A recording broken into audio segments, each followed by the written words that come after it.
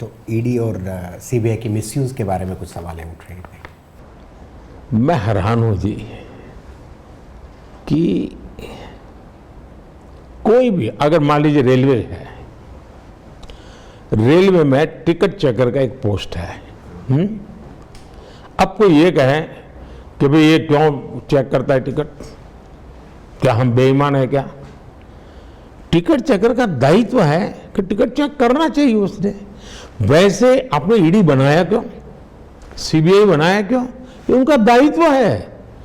सरकार ने अपने राजनीतिक स्वार्थ के लिए उनको रोकना नहीं चाहिए, उनमें अड़ंगे नहीं डालने चाहिए, उनको स्वतंत्र रूप से काम करना देना चाहिए। जैसे एक टिकट चेकर को करने देते उसको भी करने देना चाहिए। दूसरी बात है, तो आखिर ईडी ने काम क्या किया है? ईडी ने करप्शन के खिलाफ मामले किए।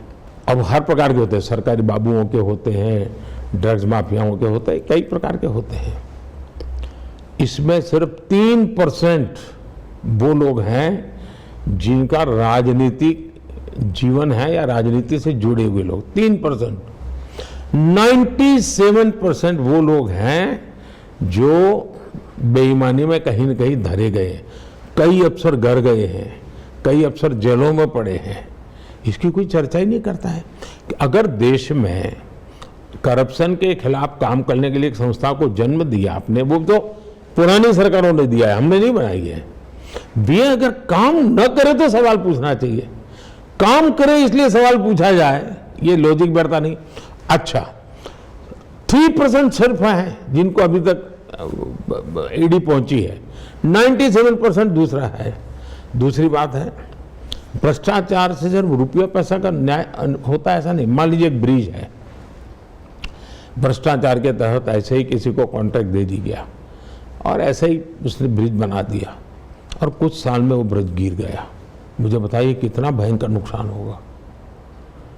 उसी प्रकार से एक सामान्य नागरिक बड़ी मेहनत करके उसने अपनी एग्जाम पास की, लेकिन चूंकि भ्रष्टाचार नहीं कर पा रहा है, क्योंकि उसकी सिफारिश नहीं है, इसलिए उसको हक नहीं मिलता और किसी फालतू व्यक्ति को नौकरी मिल जाती है।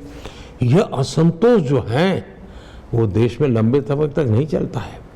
दूसरा, ईडी ने 2014 से पहले पीएमएलए, जिसके अंतर्गत ईडी ऑपरेट करती है, 1800 से कम उन्होंने केसेस किए थे। अब देखिए, जबकि उनको काम करना था, जबकि उस समय तो सरकार पर बहुत आरोप लग रहे थे भ्रष्टाचार के, 1800 किया।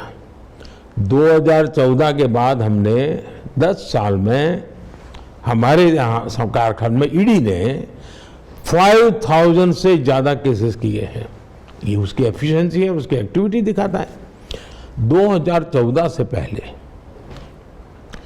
ओनली 84 सर्चेज कंडक्ट की गई थी, ओनली 84। इतना बड़ा डिपार्टमेंट सोया पड़ा था।